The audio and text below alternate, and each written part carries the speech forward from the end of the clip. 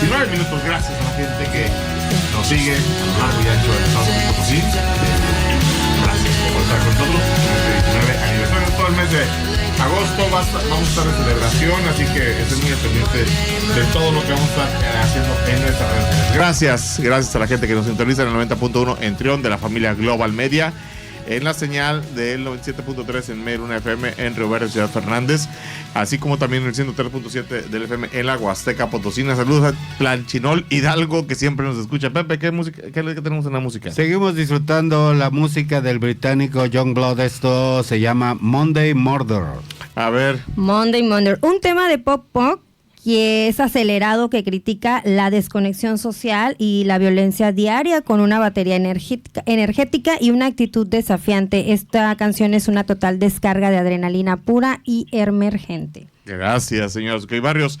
A ver, esta semana, Diana García, la noticia mediática fue la liberación de Israel Vallarta, el presunto líder de la banda de los Zodiacos, un tema muy sonado en las últimas 2 décadas por las implicaciones, que si hubo o no montaje, y que bueno, se dio en el cierre del gobierno de Vicente Fox, y bueno, durante el periodo de Calderón.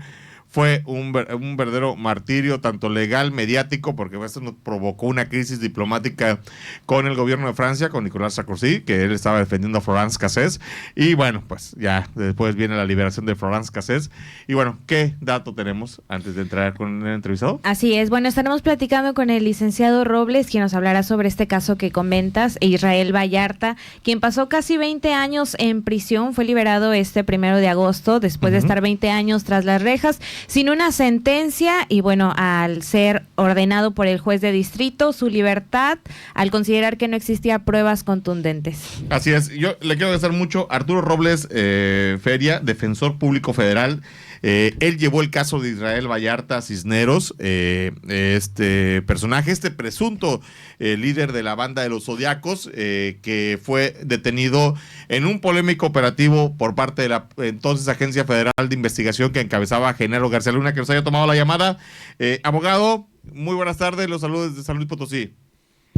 Muchas gracias, muy buenas tardes, saludos a todo su auditorio, a ese hermoso estado de San Luis Potosí, y estoy a sus órdenes.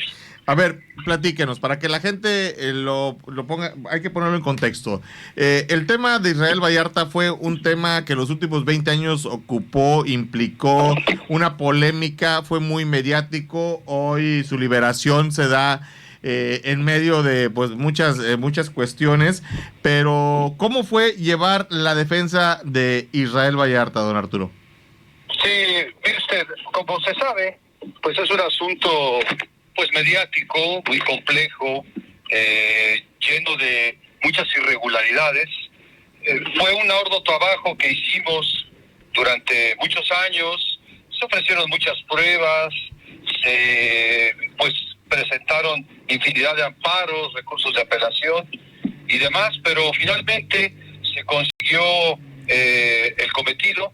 Afortunadamente se ha dictado una sentencia justa en beneficio del señor Israel Vallarta, y en este asunto que fue plagado de violaciones a sus derechos humanos, violaciones a las formalidades del debido proceso, así como una indebida línea de investigación, actos y datos de investigación que fueron aportados en su caso y en su momento por la entonces Procuraduría General de la República, hoy Fiscalía General.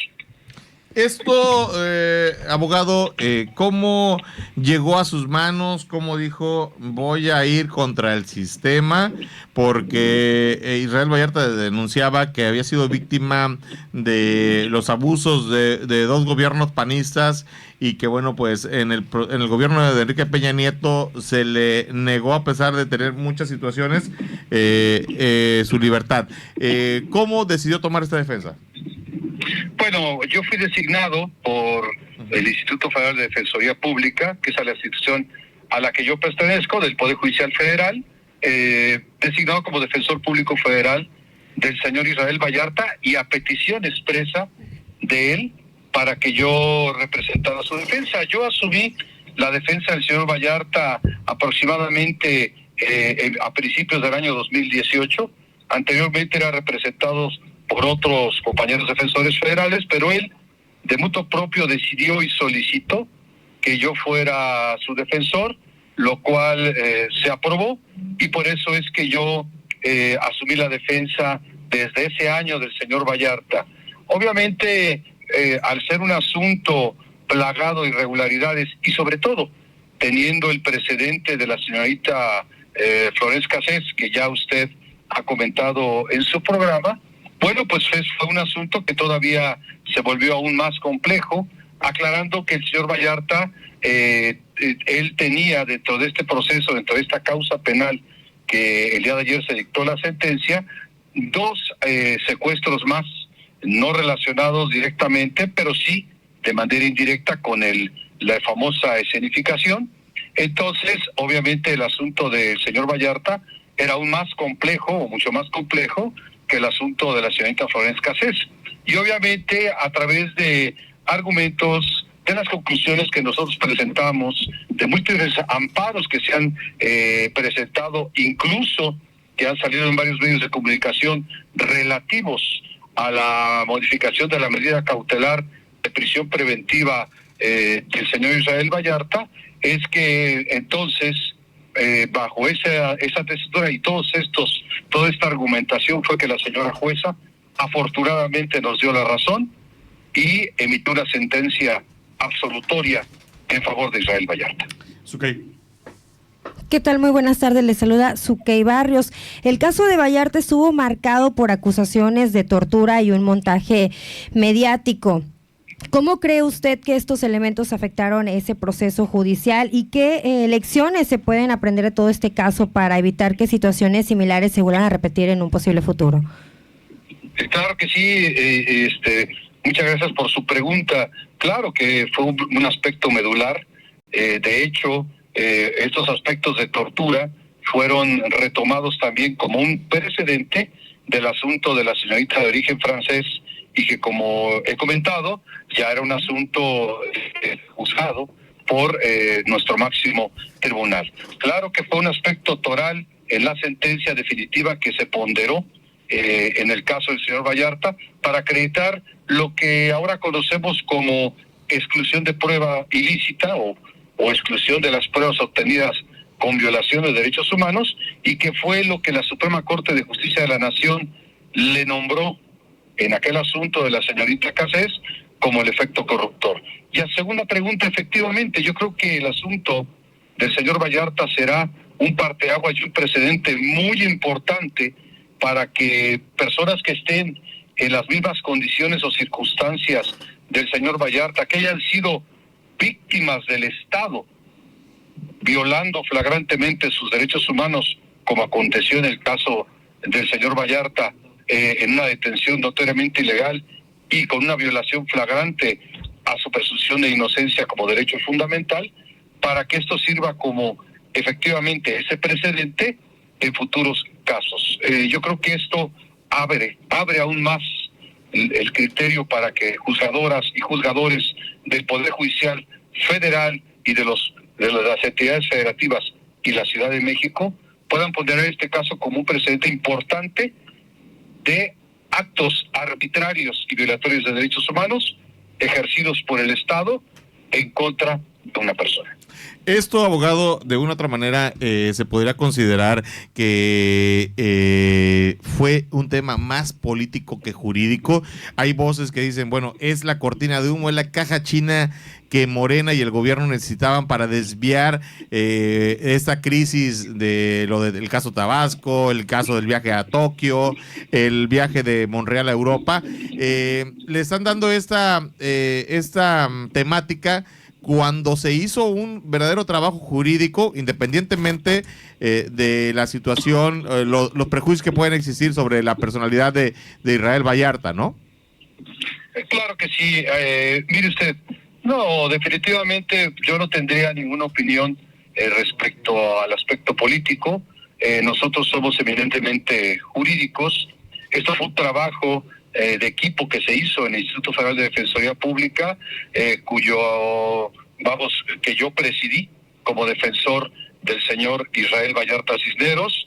Hubo muchos aspectos también relacionados con la cuestión de la tortura, la Comisión de Combate a la Tortura de la ONU, la determinación del CAP en el asunto de él, las recomendaciones de los organismos no jurisdiccionales de derechos humanos como la CNDH en la recomendación que emitió, la misma recomendación que emitió la Organización de las Naciones Unidas a través del Comité de Combate a la Tortura, en donde sugirió incluso al Estado mexicano la modificación de las medidas cautelar de prisión preventiva. Entonces, esto fue un trabajo eminentemente jurídico que muy probablemente, y me atrevo a decirlo solo a título personal, posiblemente algunos medios lo traten de utilizar de esta manera, lo cual pues considero que no es correcto, porque de mi parte, que como defensor de Israel Vallarta viví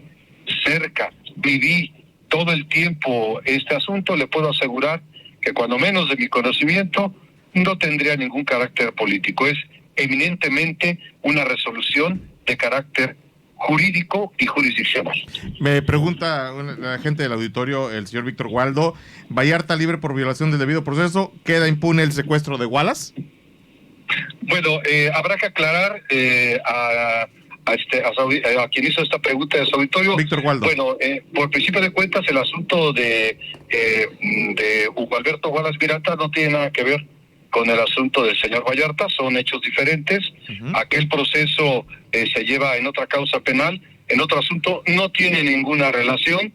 Y si su pregunta es si queda impune alguna situación para las víctimas, yo considero que no, porque finalmente la liberación del señor Vallarta se debió a una mala integración de investigación o a una mala integración de las entonces llamadas averiguaciones previas por parte de quienes comandaron e integraron esas indagatorias que, como sabemos, 2 de ellos ya están sujetos a proceso, incluso uno de ellos ya sentenciado. Entonces, no es que quede impune, yo creo que no se queda impunidad. ¿Por qué? Porque hay una violación flagrante a los derechos fundamentales.